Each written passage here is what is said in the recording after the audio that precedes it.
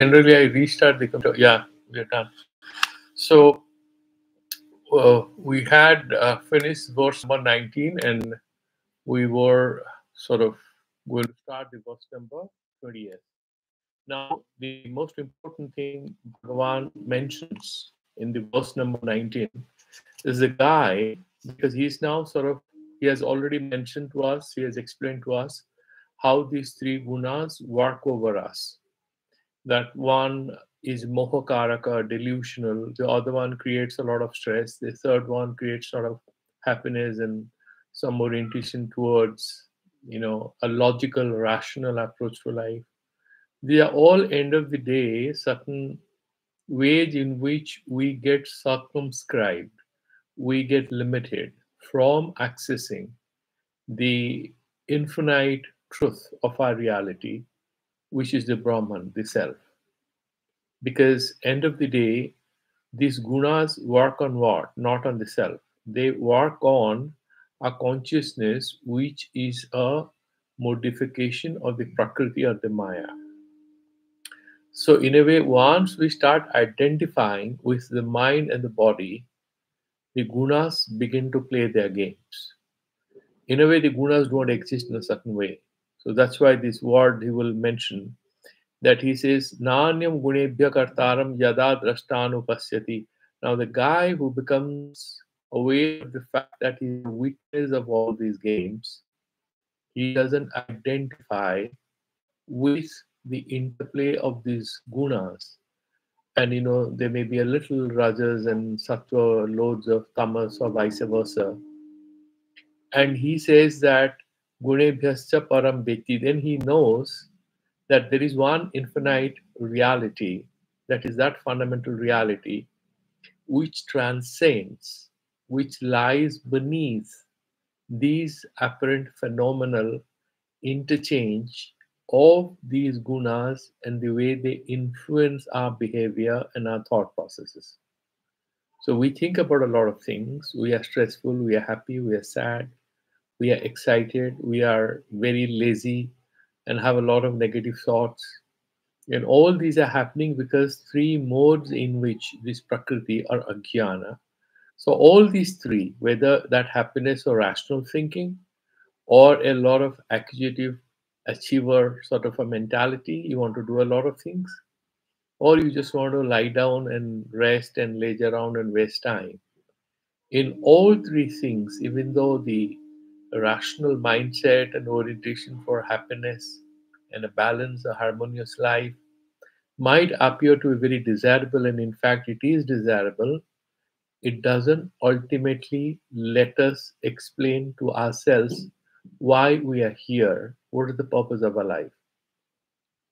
In that sense, it's a limitation. It's definitely very desirable because it will create the condition for higher learning, it will create the condition for being truthful, it will create the condition for practicing loving kindness. This is very good, the sattvic approach. But still, it gives you a lot, but prevents you from accessing the real truth of your existence. That's why that is also a bondage. Gurevhyascha param beti. Then he sort of sees what is beyond that. That is that sakshi self, that witness self. Sadbhavam. So adhigachati madbhavam. He gets my bhava. Earlier also he had mentions that he gets my sadharmya. And here in great detail, everybody explained, and Madhusudana Saraswati sort of says, Gunebhya karya karana visayakara parinatebhyo. So these three gunas are modifications of the Prakriti, and then they further modify into different moods of ours, different activities of ours through this Karya Karana Sanghata, which is this body mind complex. Karana, the Indriyas, Karya is the Sarira. And then these are objectives, Vishayakara Parinati. So when we have laziness, what is the Vishaya? You want to lie down, you want to relax. That is the subject matter of your consciousness. When you are full of Rajasic energy in us, then we are sort of trying to do a lot of things. When we are sattvic, we want to study maybe spiritual texts, we want to maybe meditate, go to a lovely garden. So there are different objects of our knowledge, of our senses, with which we would like to connect during different states, and we'll have different modifications. That's what he's saying, that there are different modifications, and based on these modifications, we'll have different kind of psychosocial experiences in life and psychosocial frames of our consciousness. But there is a witness self, which is neither the logical, rational mind and the happiness seeking spiritual person, nor it is the stressful guy all the time trying to achieve a lot of things, nor it is the lazy guy who wants to waste time, not do anything worthwhile. The witness self is nirguna, not in the sense that a pen has a red color or a shirt has a pink color. No, in not that instance. It's nirguna in the sense it's not affected by the sattva, rajas, and tamas. And the one who can see that, karya karana visaya karana parinetebhyo anyam kartaram, there is no other karta. The moment we think we are karta, we are very much under the pressure of these three gunas. Tada drashta vichara kushalaha. Then a person who is very attentive, he analyzes, he figures it out. San anupashyati, vichara anupashyati, guna eva antakarana vahikarana sarira visaya bhava pannaha sarvakarmanam kartaramiti pashyati. So he sort of begins to contemplate and meditate on his own behavior, his own activities, or thought processes, his internal and external outputs and inputs. Because our consciousness is like a kitchen. So we receive a lot of inputs from outside, we process them, and we again react back to this external reality, which is our outputs. And we look at the whole system and we get feedback, we change our behavior.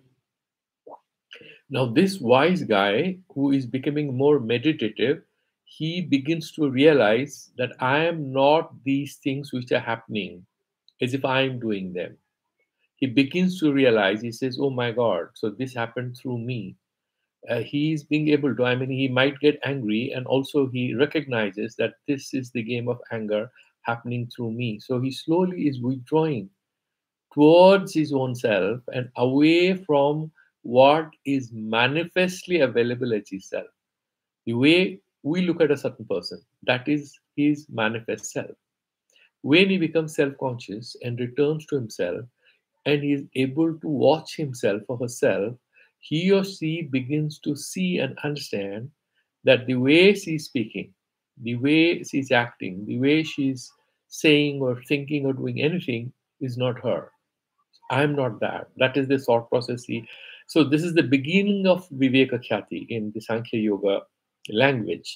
So he's saying Vichara Kushala San Anupashyati Vicharam Anupashyati. He just looks at that whole meditation. He thinks about it. Gunebhyascha tat avastha visheshena. And then all these depends on what gunas are active in you, and then that particular state of life. Parinetebhya param gunatat karya asanspristam tad bhasakam adityam iva. And jala tat kampanadi asanspristam nirvikaram sarvasakrinam sarvatra samam kshetragyam ekam vitti madabhavam madhurupatam cha drashta adhigachyati. He beautifully has mentioned it. Just imagine there is a younger brother and there's an elder sister, and they both are sort of going to the swimming pool, and the sun is reflected on the surface of the water. And the younger brother is super happy and very excited. And he starts shouting, can you see the sun is dancing? The sun is taking a bath.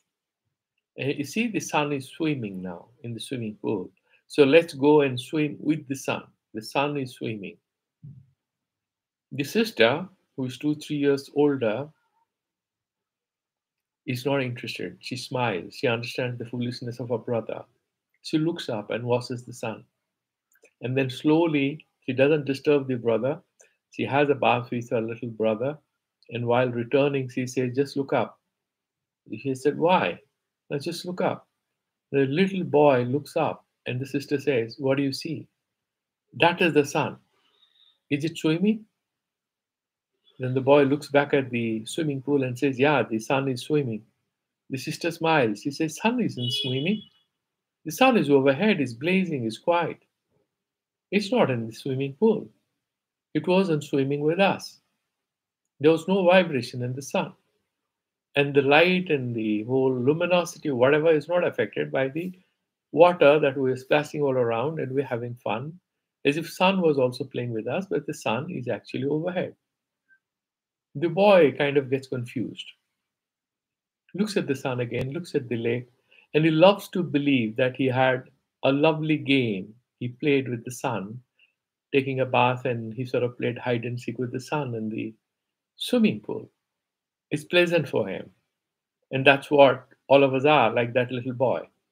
We would like to believe that this samsara, our mind, our body, our ego, and these three gunas playing themselves out through our body and mind, our responses, our thoughts, our activities.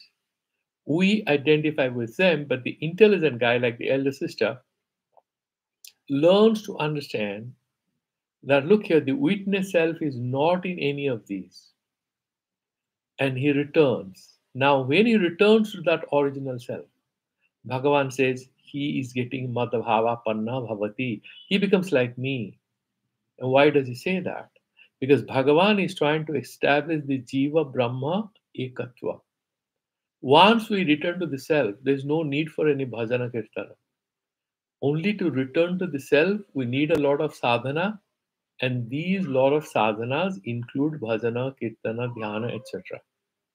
But once we reach there, not this body, once we reach that inner truth of our existence, that Sanmatra, when we see that Sachidananda Swarupa, then there's no difference between Krishna and us, Hanuman and us. In fact, Hanuman and Krishna and Lord Shiva and Durga and all, they are no more any different from each other, and we are not different from them. There is only one thing, and that is pure consciousness. And that, therefore, he says, what Madhvavam so adhigachati. And then he verily gets the truth that I am. He comes to my state of existence. Bhagavan is speaking in the language of a little baby, all of us who are ignorant. So he speaks like a Dvaiti. He speaks as if multiple things exist, otherwise we cannot understand it. But what he's trying to hint at is that there is just one thing, and that is Sat Swarupa, the Brahman. That is the verse number 19. Now, he's elaborating the point that he made in the verse number 19, and then we'll have a dialogue between Arjuna and Bhagavan in the verse number 21st. Now, let's look at the verse number 20th. Gunanetan atityantrin dehi deha samudbhutan janma mrityu jara dukhair vimukta bhutamasnate. Gunan etan, these three gunas, atitya, having overcome.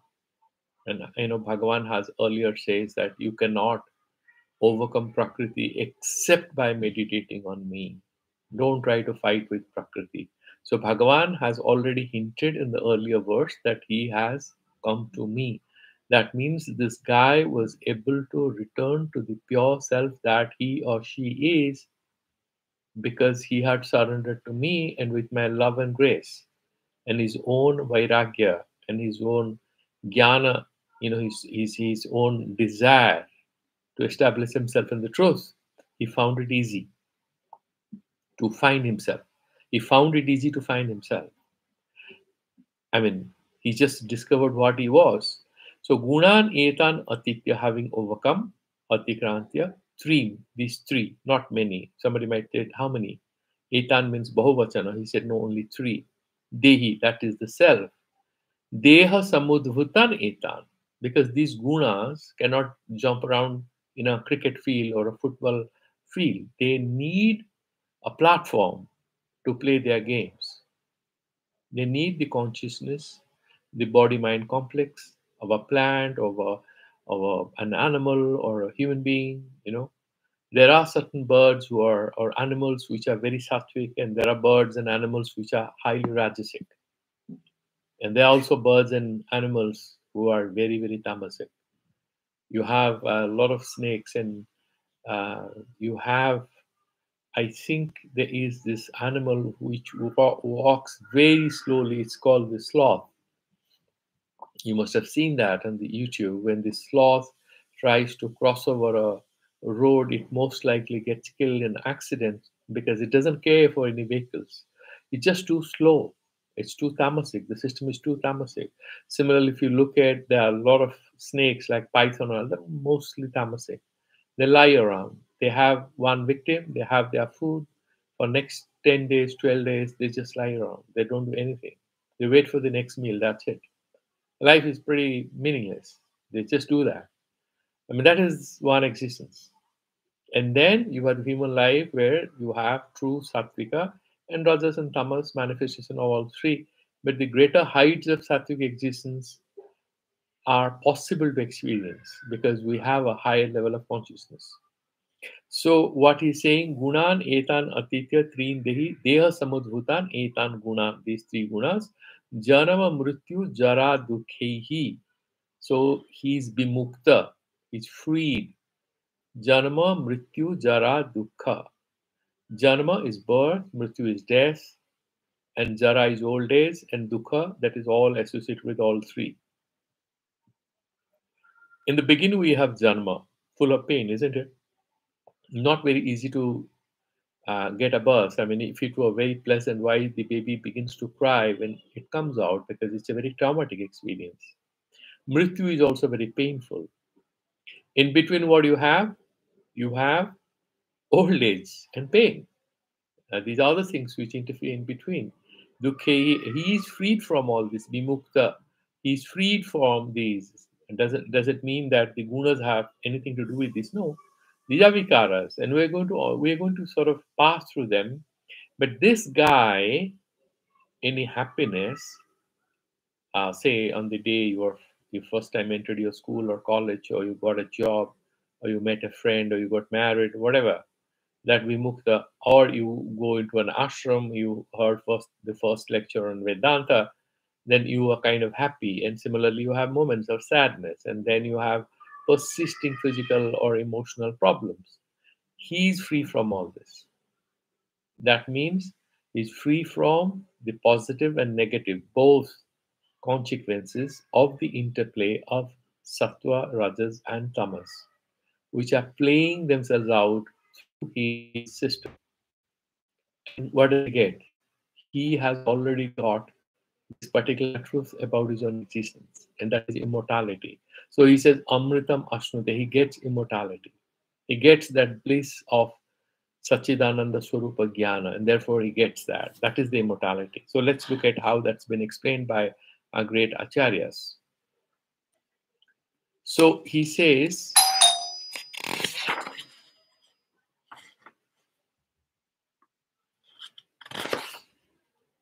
so mulam cha bandhakaram visterena uktva adhana samyak darsana mokha vaktamyaha nanyamiti. Okay, that he has already finished. And then the verse number 20th, Katham adhigachati iti uchyate. How does he get this amritatva? Because he mentioned madhabhavam saha adhigachati. He gets my state of affairs. He comes and establishes himself in me. How does that happen? That needs to be explained. So Bhagavan says like this. Gunan etan yathoktan atitya. Whatever I've explained in these last 5, 7, 8 verses, I mentioned about these three gunas and how they play out. Jivan eva atikramya. It's not that if somebody dies, obviously he's overcoming these three gunas. He'll be reborn. The sanskaras will be there in the jivatma. But here, what he's saying is jivan eva, within this very life, because he's talking about sadhya jivana mukti, sadhya mukti, atikramya, having overcome these debilitating, limiting game of the Maya through these three gunas, Maya Upadi Bhutan. Because why they call Maya Upadi? Because we know that out of Prakriti, the Mahatattva, these three gunas are disturbed and this Mahatattva, and they fan out and they play. Maya Upadhi Bhutan, they are essentially outcomes of that Maya Upadhi, that superimposition, because the Atma has no guna, the Atma has no modifications, no vikara. These are accepted as real only when we start believing in the superimposition, that there is something called Maya which connects with this Atma, that it and he says that I accept it, and that is the platform in which I do the Vija Adhana of the Hiranyagarbha, and Hiranyagarbha creates this whole samsara. So Mayopadi Bhutan, Trim, these three gunan, Dehi, that Atma, Dehi Samud Bhutan, Deha, Utpati Bija Bhutan. And these Prakriti and the modification of Prakriti is these three gunas. And the Prakriti is the Jiva Utpati Bija Bhutan. There are two ways to look at it. Jiva Utpati Bija Bhutan, there is one person who is critical of Sankaracharya.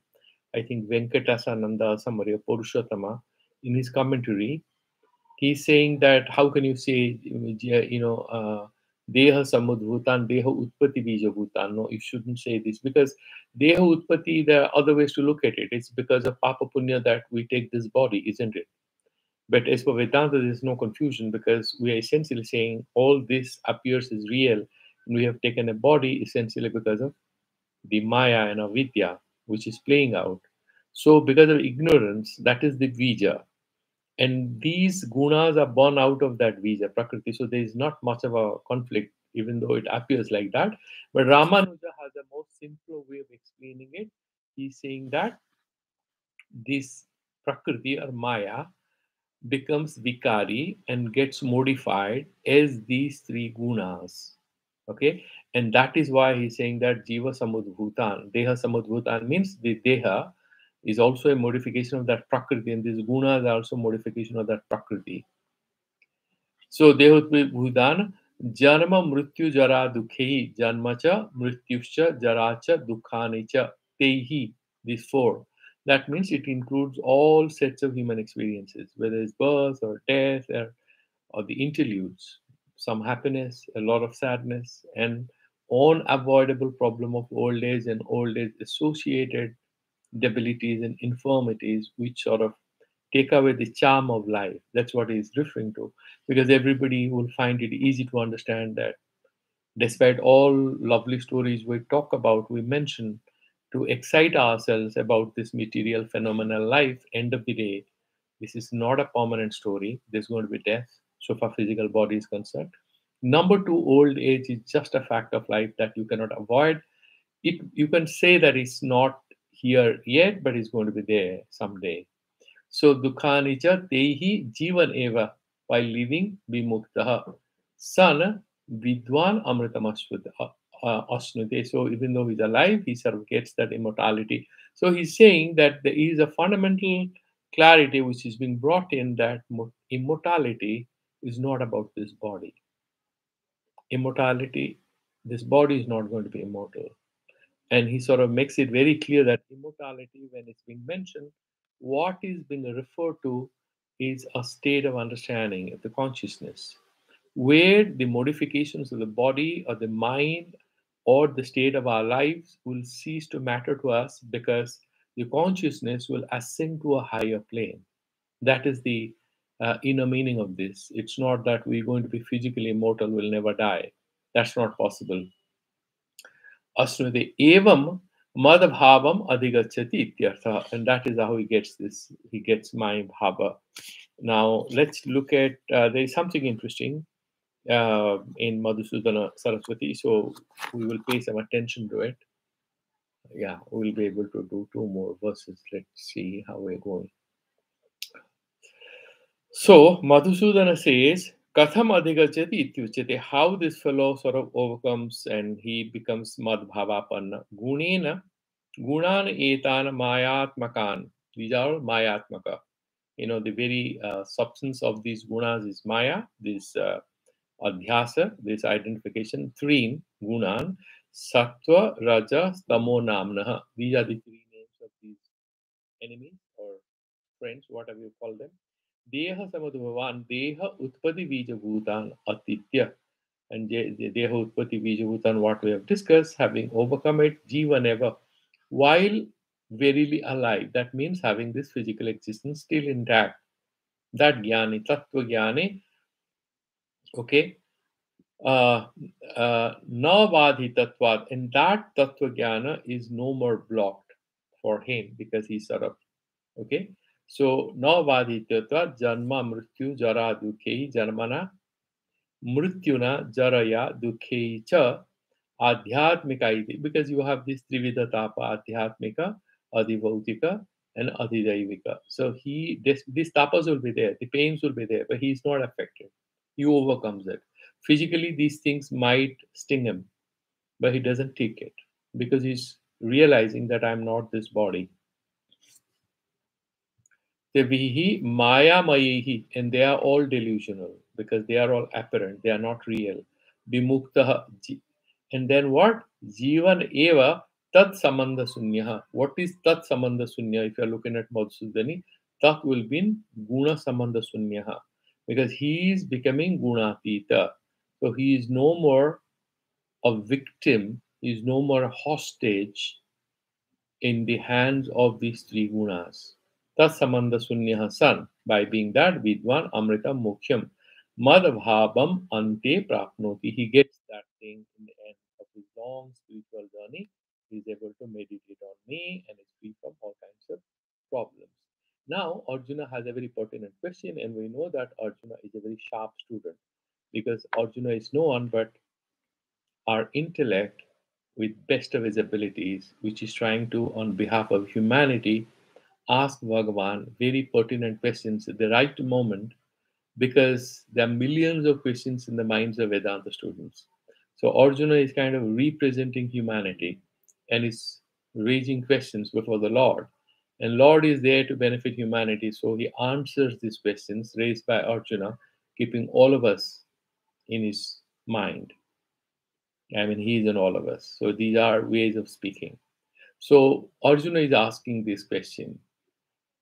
When that fellow actually overcomes, how does he? You remember the questions he asks earlier. Sita Pragyansya Kavhasa. Oh Lord, tell me. You're saying that a person becomes Sita Pragyan, becomes quiet. When does that happen? How a person reaches there? So he asks these questions like a good student, keeping in mind the practical implications, the difficulties, the challenges that a spiritual aspirant must pass through while trying to fine tune his spiritual skills, while trying to unshackle his freedom from the bondage of these three gunas.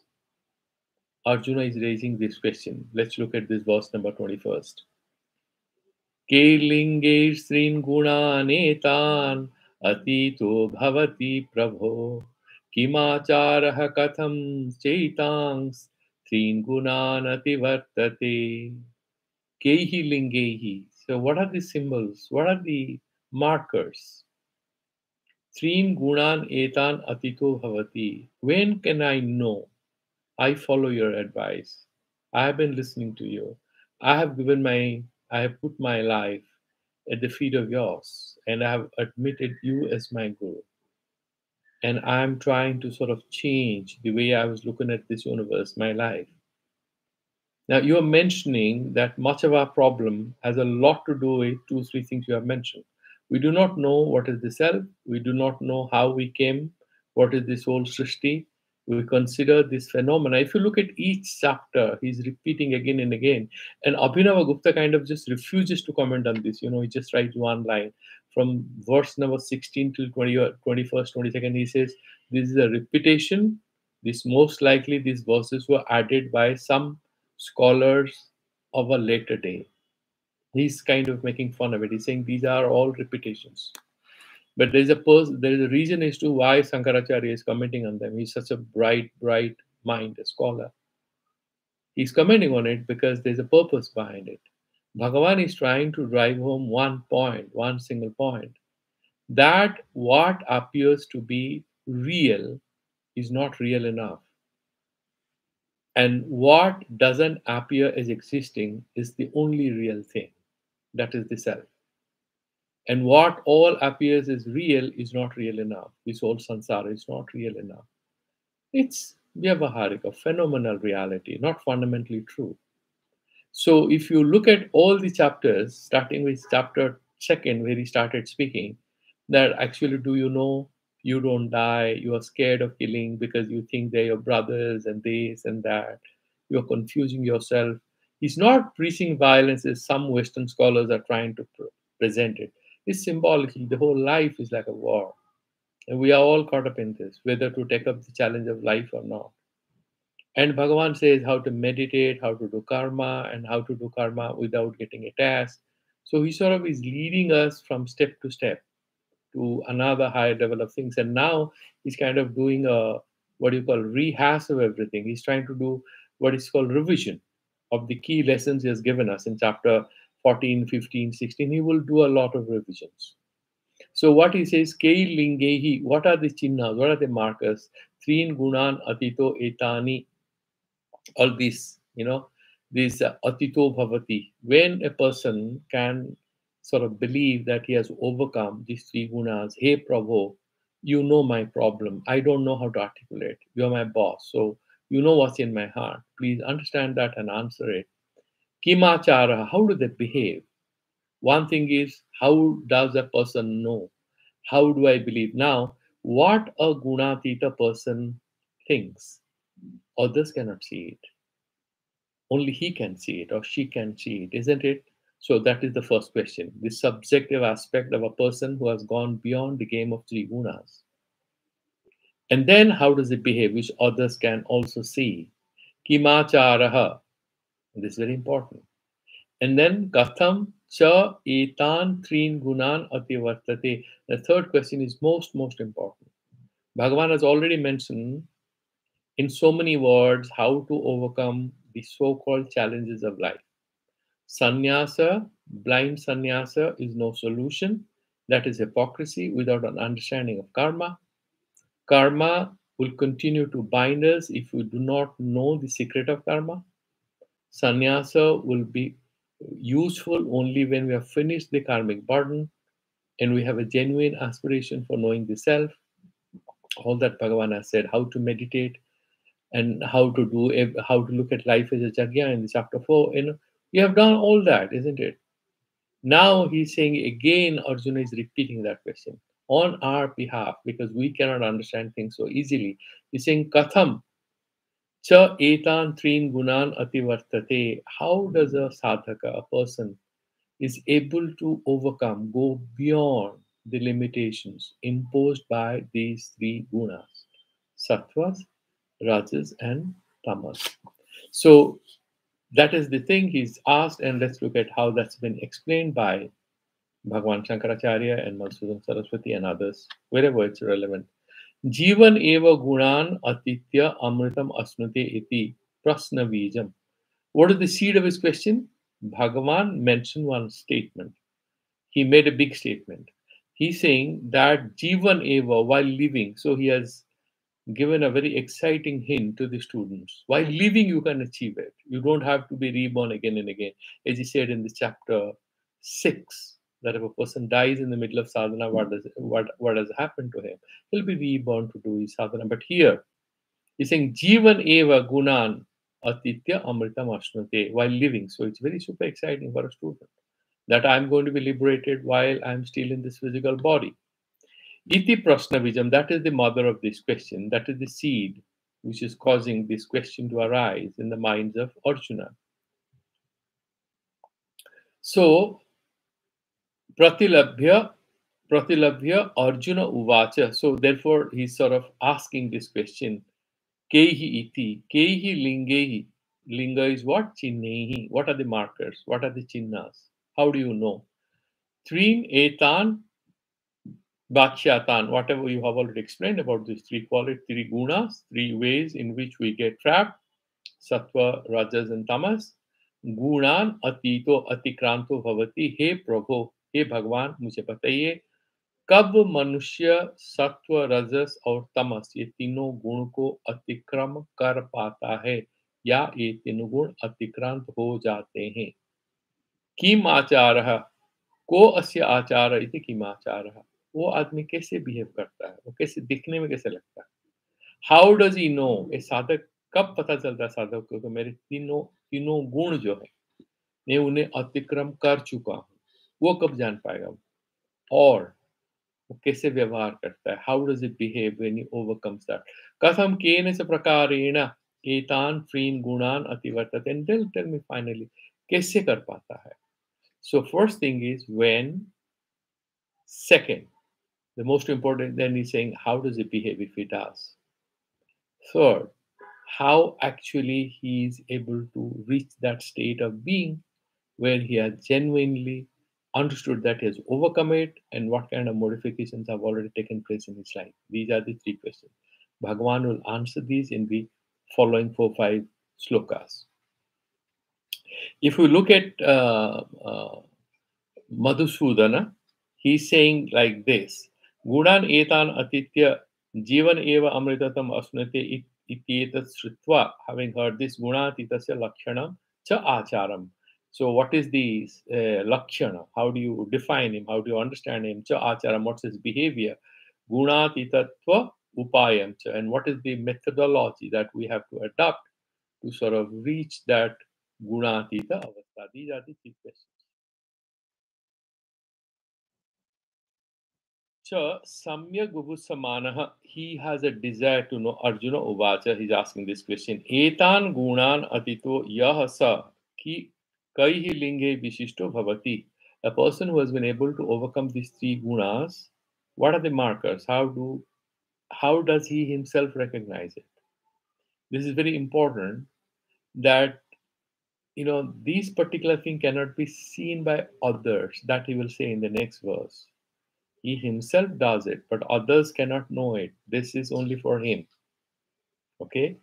And so ki etan gunan sah kelinge vishishto bhavati sa gyatum sakyah tani me bruhi iti ekah prashna. That is the first question. How does he know that he has been able to successfully defeat these three gunas? Prabhutvad bhritya dukkham Bhagavata eva nivarenam iti suchayan sambodhayati prabhu iti. He's a great devotee of Lord Krishna. Madhusudana Saraswati is saying, with that feeling of Saranagati, Arjuna surrenders to Lord Krishna and says, "You're my boss. You are the Lord of the universe. If you don't understand my pain and my grievance and my curiosity and my helplessness, who can?" So he's saying, "Oh Lord, please help me." Now, this is another beautiful thing in Madhusudana thing. There are a lot of people, especially from the Semitic faiths, where they have a personal God like Jesus or Allah. They sort of emotionally bond with God. And one of the points they have, one thing is that they might think you are polytheist. That's one way, or pagans or whatever. They'll laugh at you. The other one they will say is that you have in Vedanta, you have an impersonal God. This God is Nirvikara. He's Nirvikara, Nirguna, so he's dry. And how do you relate to this kind of a God? There is no personal love. So it's kind of a very dry, meaningless pursuit where you don't have the ability, you don't have the opportunity to relate to God like a human being in a loving relationship. And that particular doubt is kind of refuted, very nicely answered by Madhusudana, saying that no, it's nothing like that. In the sadhana kala, in the ajnana dasa, in the moment of your pursuit for truth, you have to be a great devotee. It is important, is unavoidable, and this is indispensable for our success in Vedanta. So, devotion is a very important element in Vedanta because during the journey we need devotion. Once we have reached God, then we don't need anything. And then it's not that you're ignoring God or anything. The Dvaita say, what happens to Lord Krishna that we have loved so far? Are we going to abandon him and think that we have become Lord Krishna? No, we don't want to do that. That's fine. That's not a problem. That's not a problem. You can continue to do that love. That's not a problem. But the truth is the ultimate thing, and that alone will give you liberation. And that sort of includes everything. Lord Shiva and Vishnu and Buddha and everyone kind of is included in that universality in which you are immersing yourself. And you are non-different from that one and only thing called Sachidananda Swarupa. It's a grand idea. But as Bhagavan says, that it's not easy for everybody to sort of cherish that sort of a goal. Takes a lot of spiritual courage and a lot of clarity of mind. That's what Vedanta is trying to sort of inculcate in us. So he addresses him as, O Lord, ka achara asya iti kimacharaha, king yatha ishta chestah king va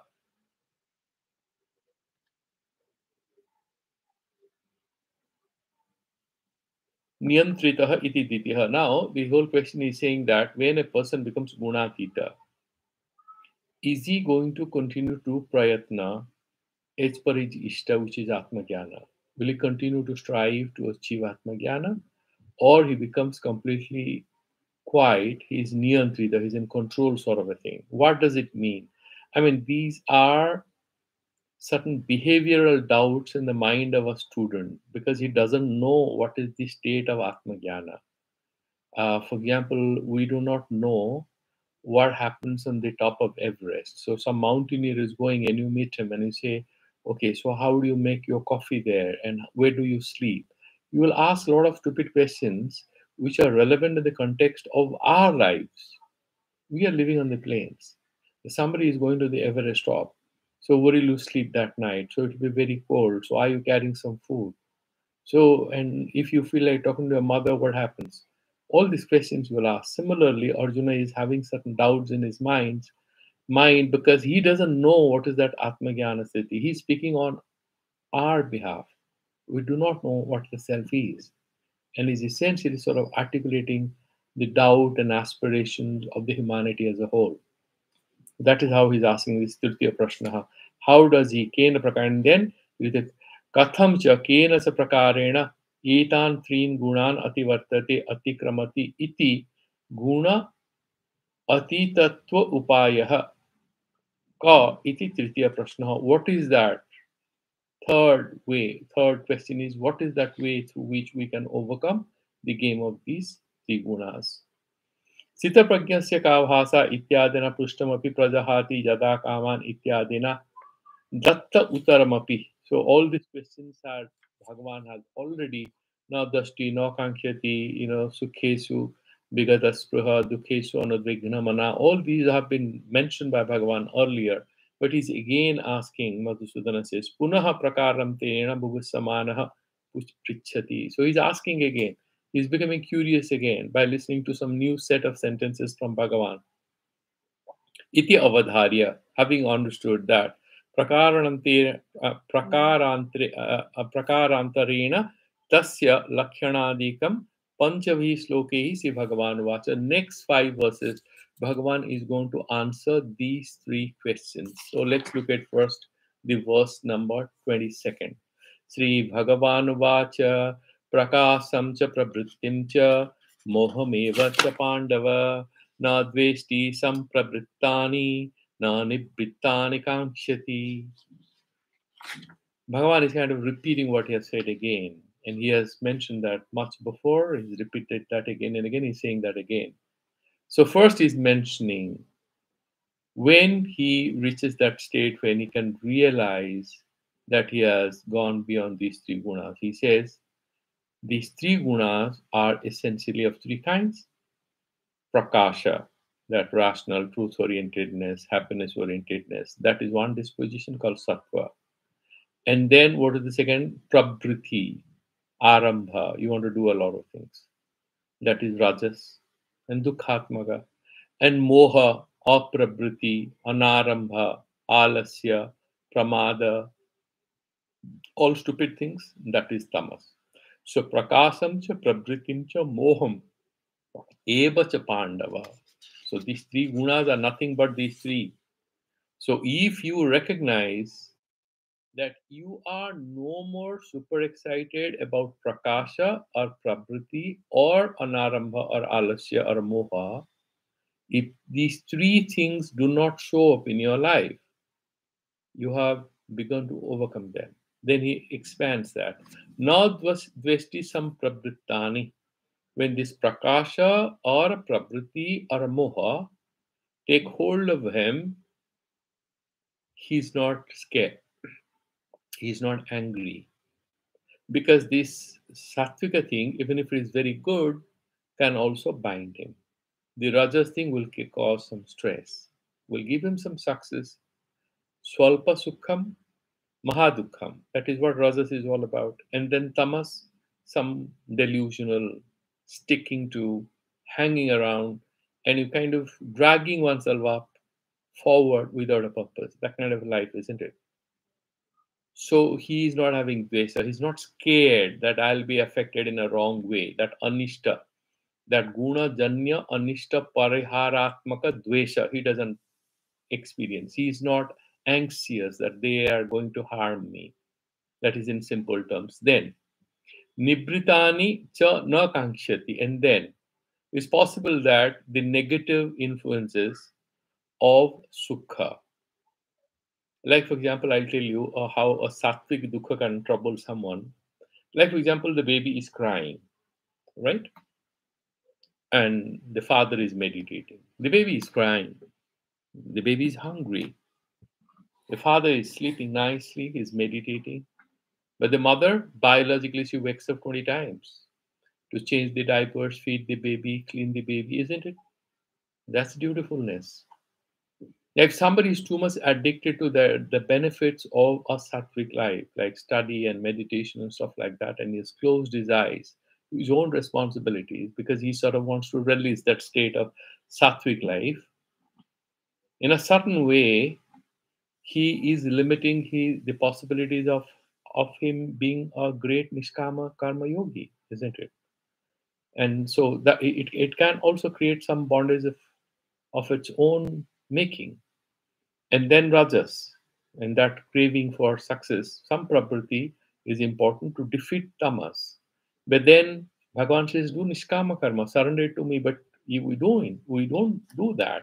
Then we crave after good positive results because we want name and fame, and we have this obsession with that, the physical form and the mind and everything. And then, when you are free from the negative game of the rajas or tamas, like laziness or pramada or alasya is not there, aren't you feeling relieved? Yeah.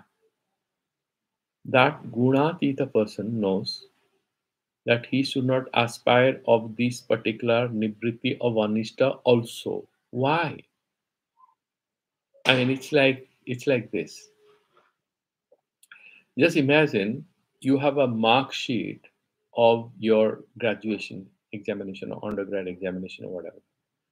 You need it because you're applying for jobs. You need the mark sheet. You want to impress people. After 5 years, you are as good as what you have performed in the company where you are. You are as good as your previous assignment. So that mark sheet is absolutely of no use. You have that. If you want to do a PhD or apply abroad for higher studies, maybe you mention it, but after 4 5 years, how much you scored in different papers in a undergraduation, undergrad examination, absolutely holds no meaning, no significance for your life.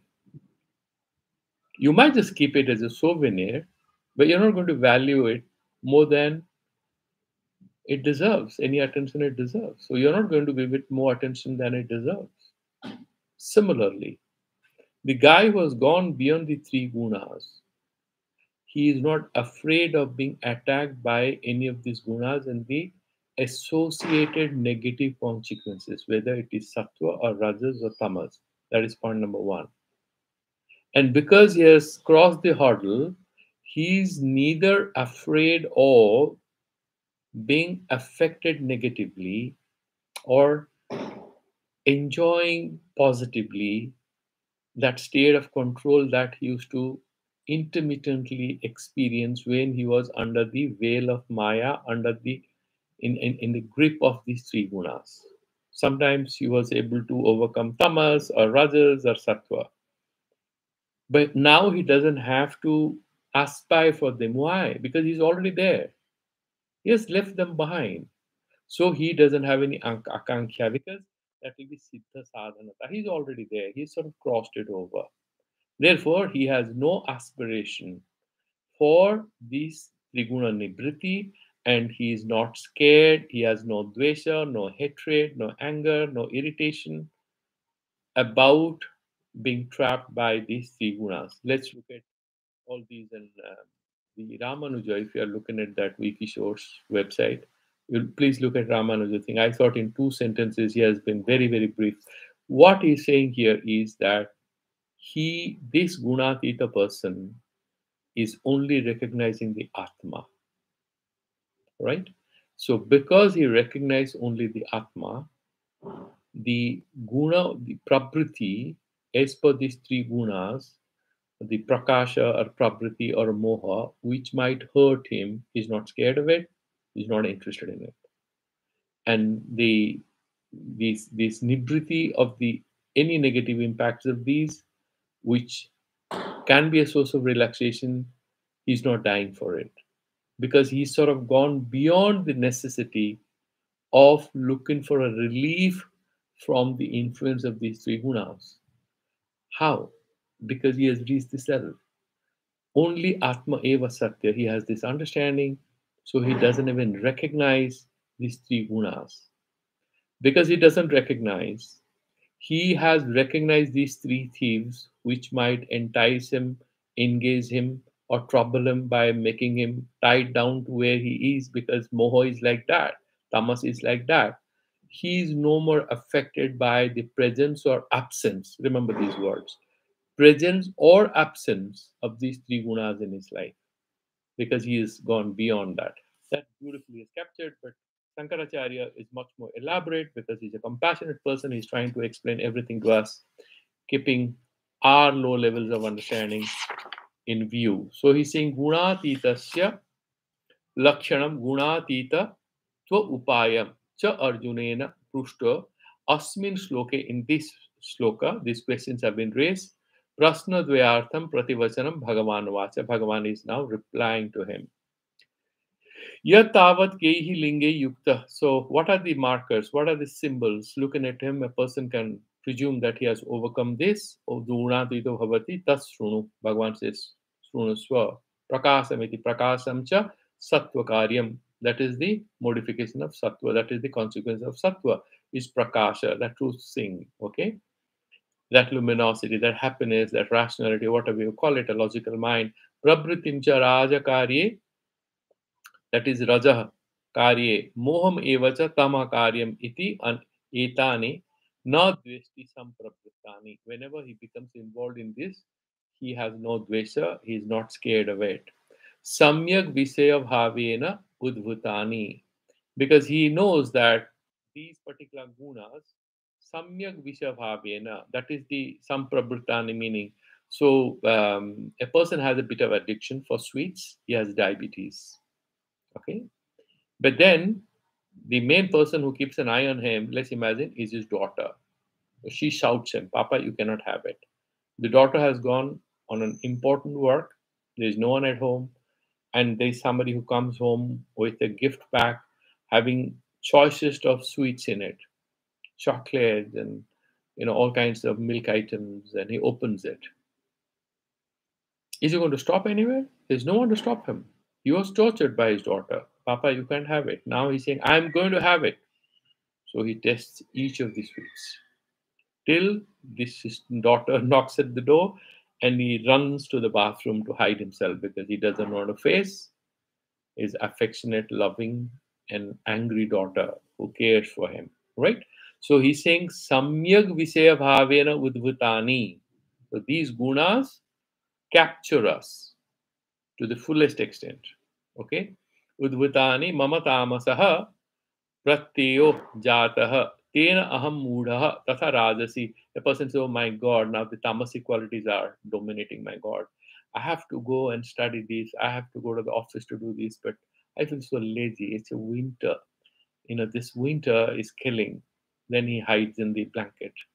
Tatha rajasi prabritir mama utpanna dukkhatmika. Then he says, oh my God, why am I trying so much to be happy? I don't need all this money. But then he says, oh yeah, but money doesn't sleep. You remember that famous movie, Wall Street? So he says, yeah, money doesn't sleep, but he get up. So he wants to wake up and go and make more money. Tenaham rajasa pravartidaha prachalitaha Swarupat custom mama vartate. My God, I'm kind of Swarupat custom mama vartate. Because of this rajasic thing, I'm under a whole lot of strain. Do you know how much I work? All parents say that to their children, even elders to their juniors. Everybody says that. Mama Bhartanti yo ayam mat swarupa avasthanat bhrangsah tatha sattviga gunaha. Same way, I am sort of, I have, I mean, it's like, are you doing a meditation? Are you being able to read Vedanta? What does the professional say? Really, I'm really caught off. I have to go recharge my spiritual batteries. This is one way of sort of telling that you are very much in the grip of either tamas or rajas or both. एवं तथा सात्विक गुणः प्रकाशात्मा माम विवेकत्वम आपादयन सुखे च संजयति संजयन बध्नाति इति. Oh my God, this sattvic thing, I'm enjoying this bhajana kirtan everything, and it's kind of very good. But what about the self? Iti tani dvestya samyak darshitvena. So so that the dvesti or samyak darshanatva. I mean, why we do that dvesha? I want to get out of these three gunas. But Bhagavan has earlier said, you cannot fight and defeat these three gunas. The only way you can do it by focusing on me. And that is, be aware of yourself. Be yourself. So he's saying that asamyak darshan means he's not atmadarshi. He's looking at his gunas and he's having dvesa. Tadevam gunatito na dvesti samprabhrtani tathata satvikadi purusha. यथा च सात्विकादि पुरुषः सात्विकादि कार्याणि आत्मानं प्रति प्रकाश्य निवृत्तानि कांक्षति न तथा गुणातीत निवृत्तानि कांक्षति इत्यर्थः. Like for example, a sattvic person wants to do study, wants to go to temples, do a lot of yajna karmas and all kinds of works and be happy. But gunatita person is no more interested in all these sattvika karyas because he has gone beyond that. He's no more interested in doing this japa, tapa, and puja and archana and these rudri and stuff like that. Shiva, Rudravishek and all kinds of rituals are there to spiritually recharge you. But he has gone beyond that. That's sattvic thing, and therefore he's not having any craving for that. Eta na para pratyakhyam. Now this is beautiful thing. This is not to be visible to others, remember, because he's saying lingam kimtari so atma pratyakshatvad, because this is only to be observed by ourselves. Whether we have truly overcome these three gunas or not can be visible only to us, not to others. Atmatvad atma visayam eva etad lakyanam nahi swatma visayam dvesam akyakyamja paraha pasyati. Other people cannot genuinely figure out what is inside our mind. So that is how he's that important marker that this linga, kei linge, this is not for the outside thing. Ki macharaha, that can be parapratyakya, but this is only to be observed by yourself. So let's stop here. We've crossed the time by 5 minutes. So I'm stopping here, and any questions you can ask, and I'm ending the YouTube.